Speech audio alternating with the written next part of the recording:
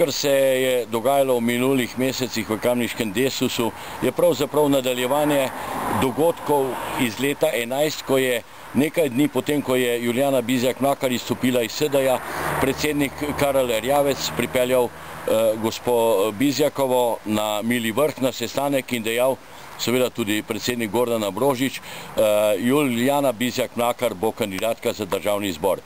Ni bila članica, niti glasovali nismo, ampak seveda potem ni uspela.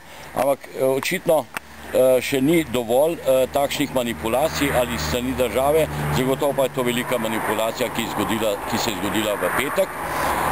Že takrat, 2011, ko je predsednik Karel jo pripeljal na Mili vrh, nisem dobil vabila, čeprav sem se včlanil v Desus 2008, torej preden sem kandidiral za državni zbor.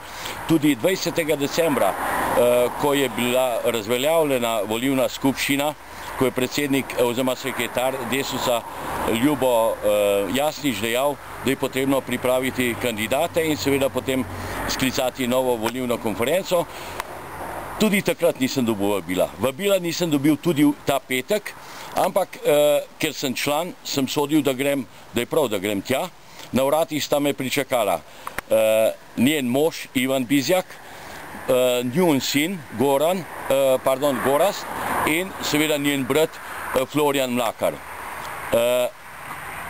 Vstopil sem v sobo in takrat so me vsi trije zadržali. Bil sem tako rekoč na kolenih v dvorani. Florjan Mlakar, njen brat, pa je vpil, napil se ga je.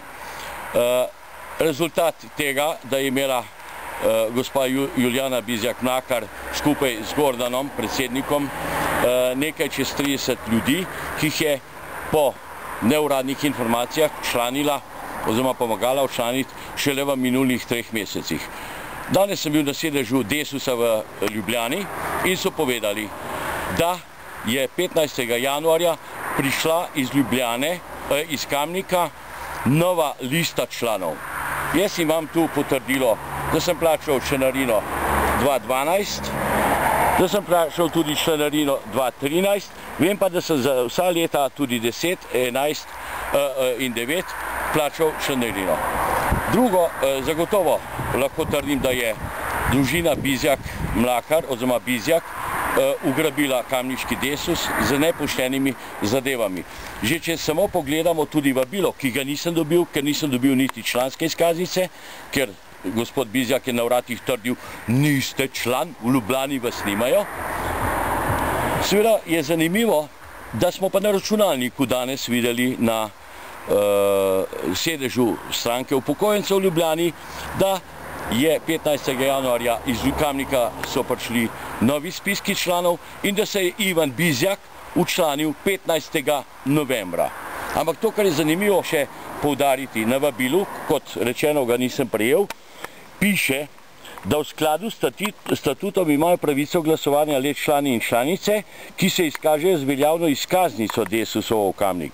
V zadnjih dneh je Gordan Ambrožič pošiljal nove kartice, nekatere za nekaj let celo izbrisal in pravi v vabilu, zaradi omejenega števila sedežev in zaradi zagotovitve možnosti izvedbe skupščine bo vstop v prostor, kjer bo potekala skupščina, dovoljen le članom.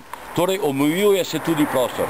Kaj mi je danes dejal sekretar republiškega Desusa Ljubo Jasnič? Po statutu, torej tu na vabilo je laž, po statutu so vse seje Desusa javne.